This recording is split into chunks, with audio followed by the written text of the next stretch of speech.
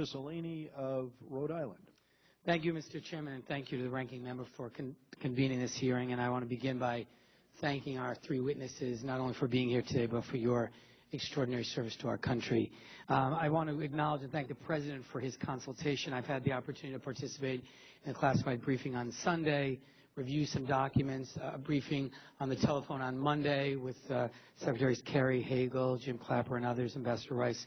I really thank the President for this ongoing consultation and sharing of information. This is, I think, a very difficult question, and there, as Secretary Hagel said, no good answers. The use of chemical weapons was horrific.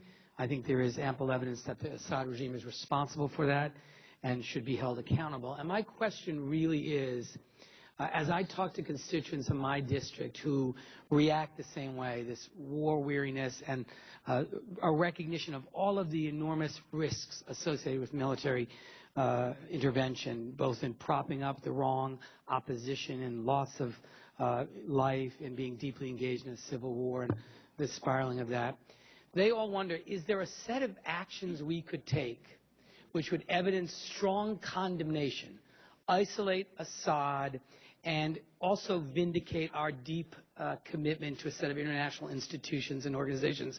So things like making China and Russia act in the Security Council on a public stage to veto a resolution, attempt to seek an indictment of Assad for war crimes, isolate Syria in ways through sanctions, other kinds of international actions where we might build a broad coalition, strongly condemn the use of chemical weapons, isolate Syria, and help build this sort of international voice, and do it in a way, frankly, that would be more consistent with our values, with the idea of working together with other nations and using international organizations. So I'd like to know, was there a discussion about a set of such options that might be effective without the risks that are associated with military action?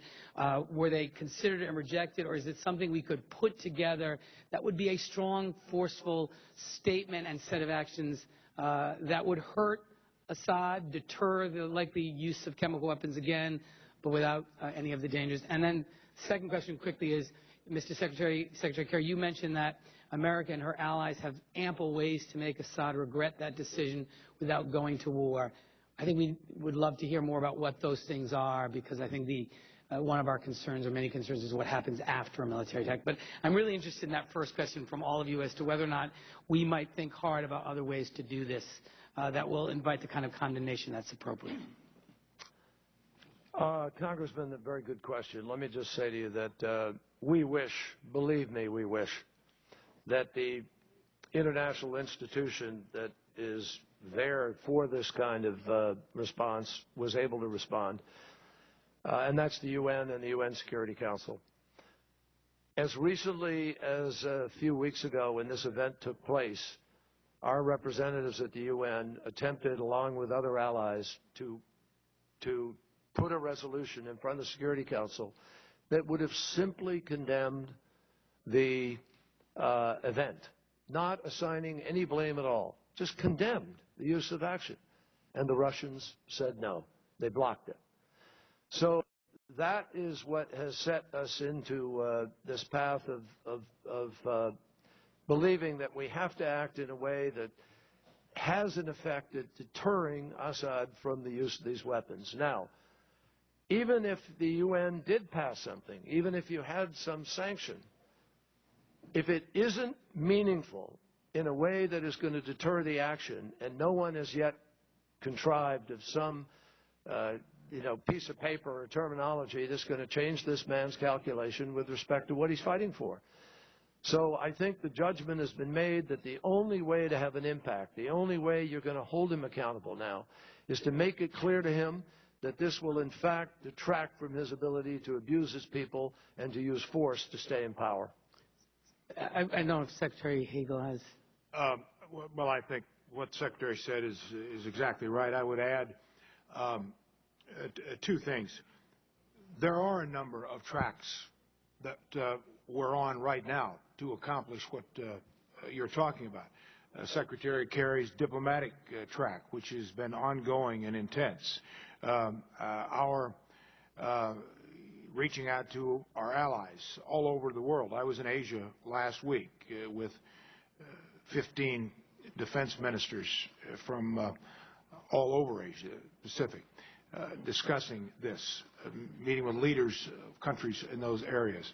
Our NATO allies, all three of us have been talking to our counterparts from countries all over the world. What the White House is doing, what the President is doing. So working through institutions. We're still involved with the United Nations.